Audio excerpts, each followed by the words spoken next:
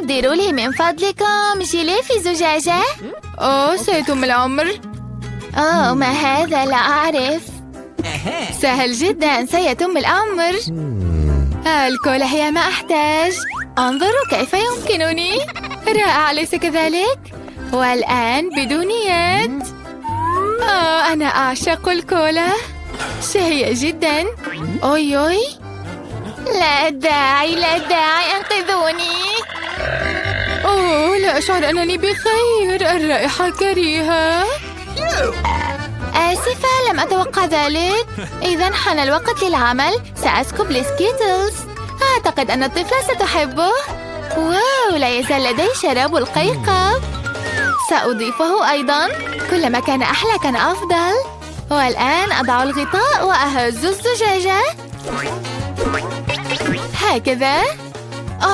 الغطاء عالق بسبب الشراب. ابتعد. ساعدوني. هيا افتح. بقي القليل. كل شيء بخير عزيزتي. نعم بخير. الشراب عالق على أظافري. لكنني فتحت الزجاجة. يا له من لا أظافر. لا مشكلة، شيء رئيسي هو إطعام الطفلة. سأصنع جيلي من الكولا باستخدام بخاخات التجميد. دعونا نرى مثالي. جدتي، هل أنت نائمة؟ لدينا تحدي. انظري، لدي فكرة رائعة أليس كذلك؟ أعتقد أن هذه مبالغة. من الأفضل تناول المربى أو العسل. أختار العسل. يا حلو، اخترتك. كنت ألعب. الآن أقوم بتجميد هذا العسل. فقط عسل وتريدي إذهال الطفلة؟ لنرى ماذا يمكنك أن تقدمي. سأخذ كولا مثل ما طلبت. يمكن للشيف القيام ببعض الحيل أيضا. سأسكب الكولا في المقلاة وأضيف إليه دببة مرملادية. ولصنع جيلي أنا بحاجة إلى الجيلاتين. لحسن الحظ إنه دائما في متناول يدي. الآن يبقى فقط خلطهم جيدا وأسكبهم مرة أخرى في الزجاجة. مع هذا القمع أفضل بكثير. والآن الجيلي جاهز تقريبا. يبدو لذيذا جدا. يعجبني. الزجاجة ممتلئة ويمكن التجميد. هذه آخر اكتشافاتي. التجميد الفائق. لحظة واحدة والهلام جاهز. هكذا. رائع. برافو يا شيف. شكرا لكم. هذا سهل. تعتقدون أنه مثالي؟ لا تنسي العسل خاصتك. شكرا لتذكيري. إنه جاهز أيضا. يدي تتجمد. إنه بارد. ماذا أفعل؟ سأنفخ. ربما هذا سيدفئها. لقد نجحت. الجدة بخير الحمد لله. حبيبتي خذي الهلام. واو، 3 في وقت واحد. لا أعلم من أين سأبدأ. هذا لطيف. قررت أنت الأول. مرحبا يا دبي الصغير. ماذا أحضرت لي؟ الآن سأعلم. جيلي العسل.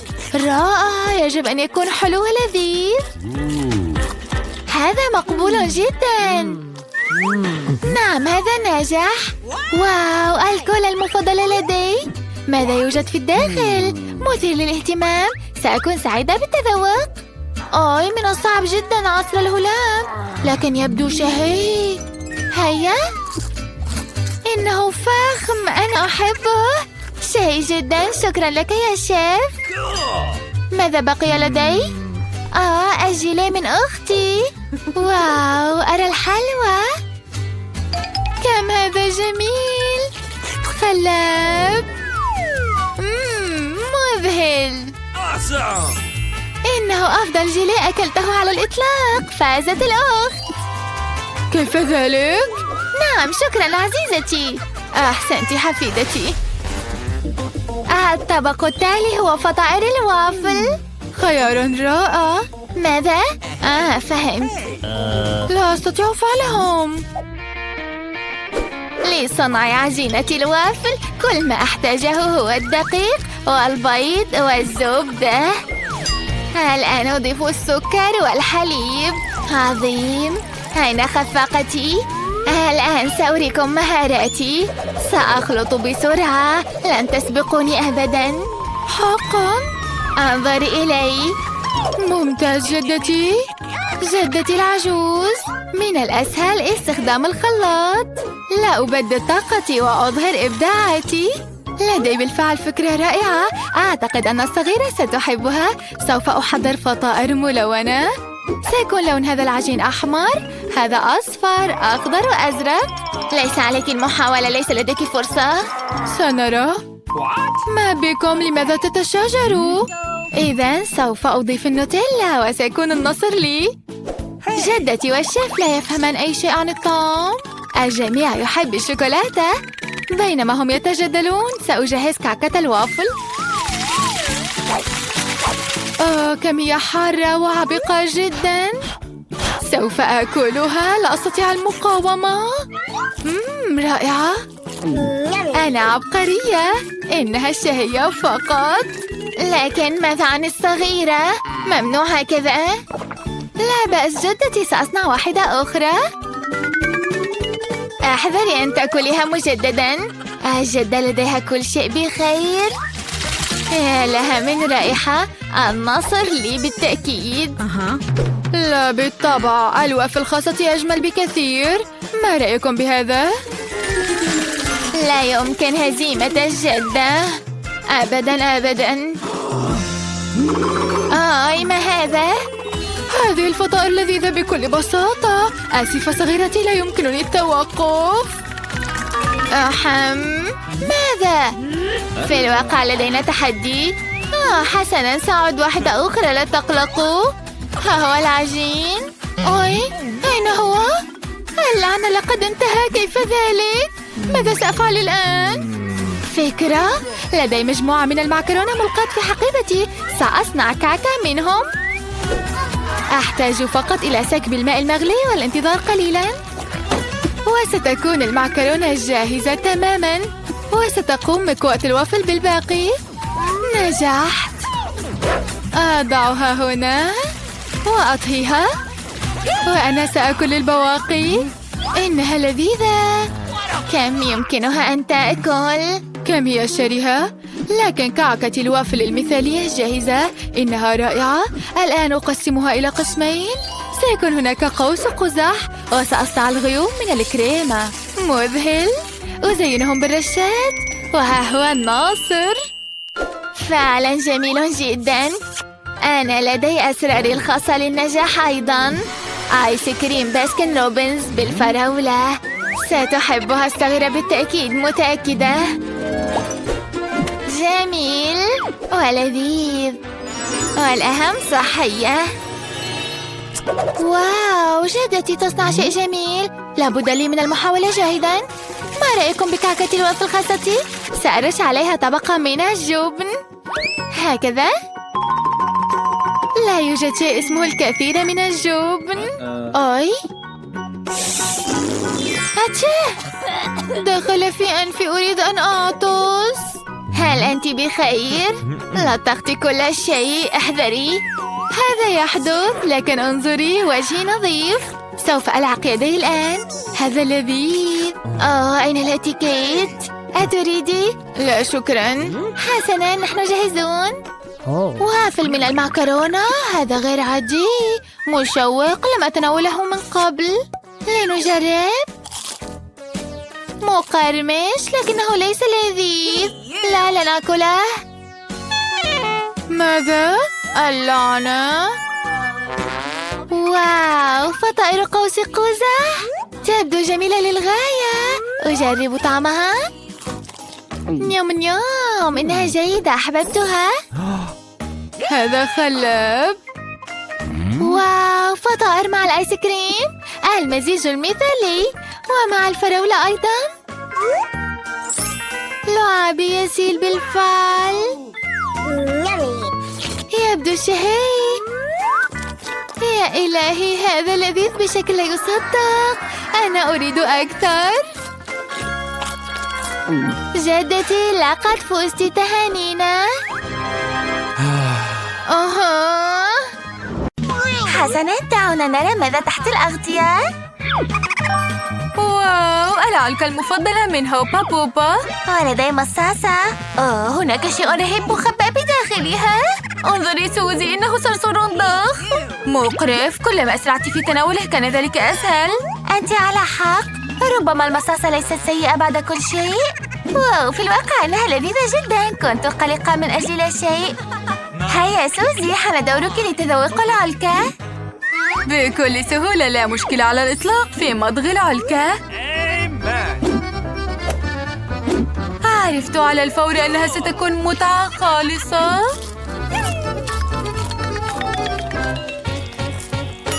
ماذا؟ أوه، ما هذا الآن؟ فظيع، إنه صرصور. والآن وقت الفقاعة العملاقة. مقرف. حسناً. سوزي، لا أريد تشتيت انتباهك، لكن لديك صرصور ضخم يجلس عليك. والآن هو ليس عليك، إنه على الفقاعة. أبعديه. هل قتلته؟ هذا اللعين. إنه عالق بالعلكة وعلى خدي مباشرة. كاندي، كل هذا بسببك. أردت فقط الاستمتاع بمضغ العلكة. حان الوقت لفتح الأغطية. سوزي، هذه المرة ستكوني أنت الأولى. حسناً. أنا أحب العيون المرملادية، خاصة إذا غمستها بطبقة لذيذة قبل تناولها. ستصبح ببساطة سحرية. وبعد ذلك أشرب بعض العصير. هذا لن يضر أبداً. واو، رائع. إذن أنا أفتح غطاء الآن. أنا أيضاً لدي شيء رائع جداً. وعاء كامل من الكرات. إنها ليست جميلة فحسب، بل إنها أيضاً لذيذة بشكل لا يصدق. ويمكنني أن آكلها بمساعدة هذا الأنبوب أيضاً. ماذا عن المشاركة مع صديقتك؟ لم أشربهم بنفسي حتى الآن. هذا يبدو لذيذ جداً. أنا أختنق، ساعدوني. اهدئي، لا تصابي بالذعر. الذئرة سوزي ستطير إليك. شكراً لك صديقتي. اعتقدت بالفعل أن هذه الحلوى ستكون الأخيرة في حياتي. من الجيد أنك هنا. قفي، هذه المرة حان دوري لفتح الغطاء أولاً. منتوس، رائع. أنا أحب هذه الحلوى. صحيح، أحياناً تكون الطبقة العلوية قاسية للغاية، لكن لا مشكلة. كاندي، ماذا لديك؟ حسناً سارة. واو، حصلت على خوذة يمكنني من خلالها شرب الصودا بالفراولة من خلال الأنبوب. أليس ذلك رائعاً؟ يدي حرة والصودا في فمي. اسمعي، هل يمكنني التجريب؟ لا بالطبع، هذا جهاز لي. سأستمتع بمشروبي. حسناً. إذن دعينا نرى كيف ستستمتع به عندما أضع حلوى المنتوس في عبوة الصودا. ماذا فعلت؟ لا. شعرت وكأن ليس لدي فم ولكن بركان. بسببك أنا كلي لزجة ومبللة. هذا مقرف. بسببي أنت وضعت الحلوى بنفسك. حجر ورقة مقاس. أنا ربحت، لذلك سأكون أول من يفتح الغطاء. واو، هذه المرة لدي مجموعة كاملة من الأشياء الجيدة الزرقاء المختلفة. ولدي نفس المجموعة لكنها وردية. مذهل. أعتقد أنني سأبدأ بهذه الزجاجة. تبدو مثيرة للاهتمام. أتساءل ماذا يوجد في الداخل؟ بداخلها عصير حلو. بالمناسبة إنه لذيذ بشكل لا يصدق. وأنا سأبدأ بالبودرة الفوارة هذه، لكن لن أتناولها بالطريقة المملة. سأصنع لنفسي كوكتيلاً. والآن يمكنني تجربة هذا المرملاد. الشيء الرئيسي هو التقاط كل منهم بفمي. هم فقط لذيذون بشكل لا يصدق. سأكلهم طوال حياتي. أوافقك، المرملاد لذيذ جدا. إنه مثالي لكوكتيلي المستقبلي، وسيكون أساس الكوكتيل عصير وردي. بالمناسبة إنه لذيذ للغاية. سوزي، إلى ماذا تنظري؟ أنا لا أنظر على الإطلاق. في الوقت الحالي أنا مشغولة بتجربة البودرة الفوارة. إنها مثل الألعاب النارية التي تنفجر في فمي. مذهل. حسناً، تبقى فقط تجربة المارشميلو. إنه لذيذ جداً، وكلما زاد عدد المارشميلو كان ألذ. لا أعرف لماذا سوزي مستعجلة هكذا. المارشميلو ستكون زينة الكوكتيل خاصتي. بالمناسبة إنه جاهز، يبقى فقط هذا الأنبوب. كاندي، هل يمكنني أن أجرب الكوكتيل خاصتك؟ لدي كوب، لكن لم يتبقى شيء لصنع الكوكتيل. لم يكن عليك أكل الأشياء اللذيذة دفعة واحدة. الآن اجلسي واحصدي كوكتيلي اللذيذ. لا، سوف أجرب هذا الكوكتيل وسيساعدني أنبوبي الطويل. ماذا تفعل يا سوزي؟ إنها لا تلاحظني حتى. إذن سوف تستمتعي بزيت السمك بدلاً من الكوكتيل. يجب أن يكون لذيذاً أيضاً. أوه، ما هذا الهراء؟ مقرف! هذه السمكة أنا أكرهها. انظروا كم هي مقرفة ومقززة. ما خطبك؟ في رأيي مناسبة تماماً لأولئك الذين قرروا سرقة كوكتيلات الآخرين. كاندي، هذه المرة الترتيب هو أولاً أفتح أنا ثم أنت. لنذهب. واو، يا لها من طريقة فريدة لتقديم الحلوى. المصاصة في المرحاض رائع جداً. بالمناسبة المصاصة لذيذة جداً. لكن قبل أن أنهيها، لماذا لا أجرب البودرة التي يجب أن أغمسها فيها؟ لأتذوق الآن. واو، هذا جعلها لذيذة أكثر. أنا سعيدة للغاية. أما أنا لدي حلوتين كاملتين، حلوى سائلة وخاتم مع مصاصة ضخمة بدلاً من الألماسة.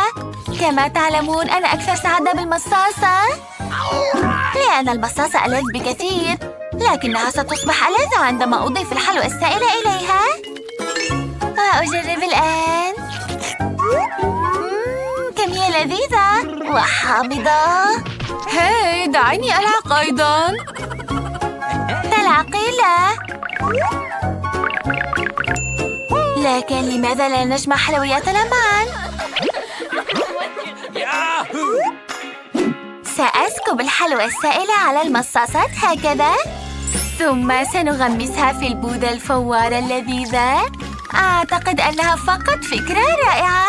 لنجرب الآن. طعم رائع. إنها حامضة وحلوة في نفس الوقت، لكنني أحبها. وأنا أيضاً تعجبني.